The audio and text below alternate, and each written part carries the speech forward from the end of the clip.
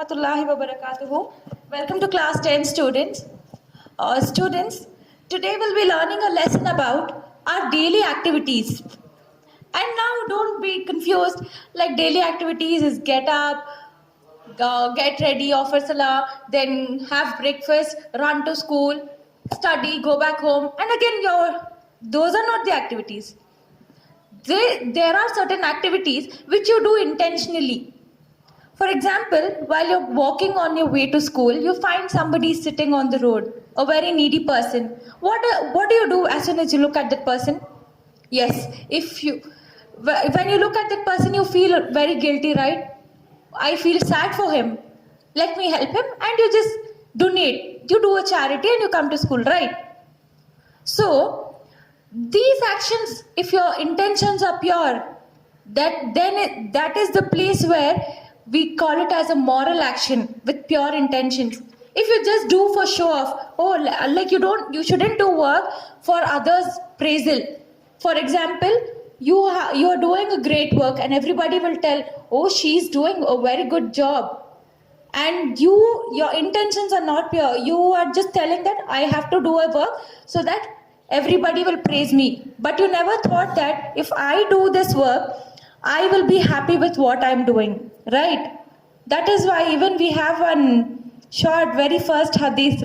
Do you know that? What is that? All our works are based on with our intentions, right? So, in this lesson is about what is moral action.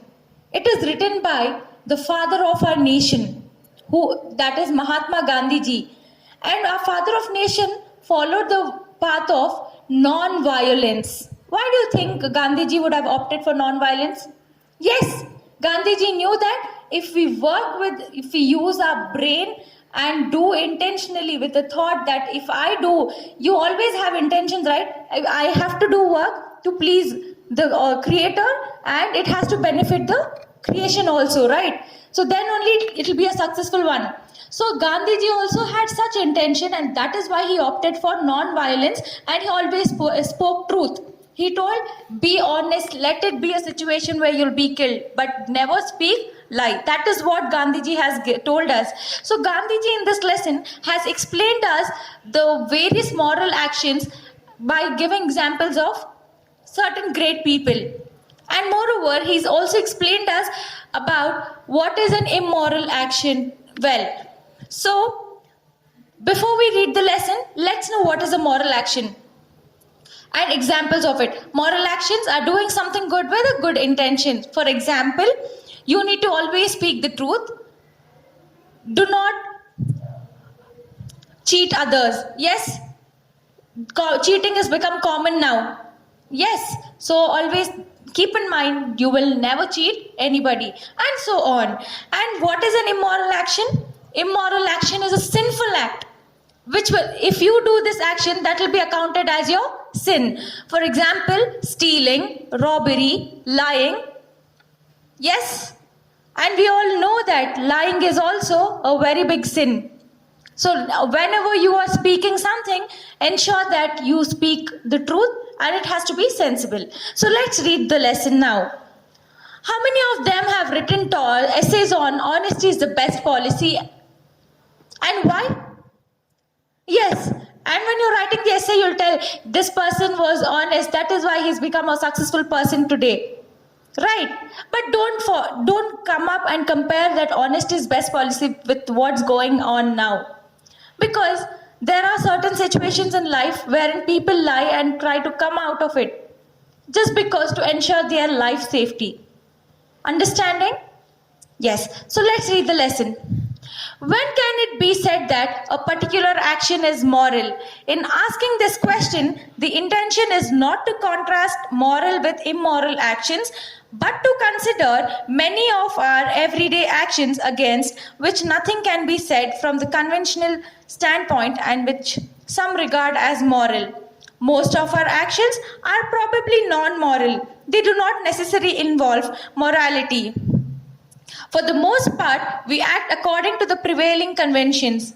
Such conventional behavior is often necessary. If no such rules are observed, anarchy would be the result, and social intercourse would come to an end. Still, the mere observance of custom and usage cannot properly be called morality. So now, you all can tell me, when is your action moral? Yes. Now, for example, you are in such a situation that your friend has done something wrong. You all have to support him. Will you support your friend in a good way or in a bad way? Obviously, to save him, you will use both the ways. But one of your friend will surely tell the truth, and he will surely save him by speaking the truth. So, why do you think the friend would have told the truth? Yes, he doesn't want his friend to further get into trouble. That one. And the second one, the other friends lie. No, ma'am, he's not lying. He's telling truth. They will support the friend by lying. So, what is the difference between these two? He's telling the truth, and these people are lying. That is because his intention is that he doesn't want himself to be in trouble, nor his friend. And this people intention is they don't want him to be in trouble, and they don't want him to speak the truth. Understanding? So these situations are in our everyday's life. Right? You all do activities the entire day. And at the end of the day, you sit and think, what I did, was it right or was it wrong? So these are the activities which will be considered as moral and immoral. But one thing, non-moral activities, for example, you do not call all the activities to be as immoral or moral. There are certain activities due to which you will get in a dilemma where you will think about, if I do this is right or if I do this way is wrong. Understanding? So let's read what's given in the next paragraph. A moral act must be our own act, must spring from our own will. See, what is Gandhiji telling? Moral act should be our own act. This means it should come from our mind. It should be a thought that is very good. If we act mechanically, there is no moral content in our act. See, every day we do for the entire life we use two types of action, that is mechanical and mental. Mechanical is movement of a body. Mental is using your brain in a proper way. So here Gandhiji is telling us that if we act mechanically, if we use our body, like for example to sweep the house, we have to use our hands, right? So that is not called as a moral act. Such action would be moral if we think it proper to act like a machine and do so. For in doing so, we use our discrimination. We should bear in mind the distinction between acting mechanically and acting intentionally. It may be moral of a king to pardon a culprit, but the messenger bearing the order of pardon plays only a mechanical part in the king's moral act.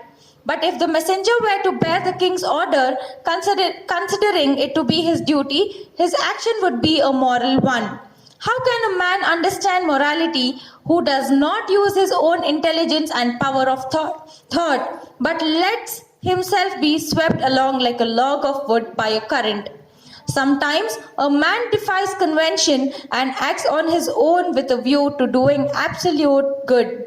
Such a great hero was Wendell Phillips. Addressing an assembly of people, he once said. So in this paragraph, we learn about it. Gandhiji has given an example of a king to pardon a culprit, to excuse a culprit. Now if the culprit has taken the excuse of king as a good one, then it is something that he's never going to repeat his mistake. But if he's just taken lightly, oh, the king has excuse, I can continue doing this, then that will not be considered as moral. Understanding? So Gandhiji is also told about a great person who was named as Wendell Phillips. And when Wendell Phillips was addressing people in a group of meeting, that is conference, he told something. Let's see what is that. Till you learn to form your own opinions and express them, I do not care much what you think of me. Yes, Thus, when we all care only for what our conscience says, then alone we can be regarded to have stepped on to the moral road. We shall not reach this stage as long as we do not believe and experience the belief. The God within us, the God of all, is the ever-present witness to all our acts. So Gandhiji has told about a person wherein he tells that I will not care unless you do not learn how to use your thoughts. Always have good intention, good thought about anybody. Do not take any bad actions for your intentions to grow bad. And moreover, Phillips has even told that nobody is going to judge us except for the Almighty. So he's telling that he is the witness for all acts. He has an eye for all our acts. You are speaking lie and you will escape in this world, but you cannot escape in the eyes of God. That is what Phillips is explaining us. It is not enough that an act done by us in itself good. It should have been done with the intention to do good. So as I told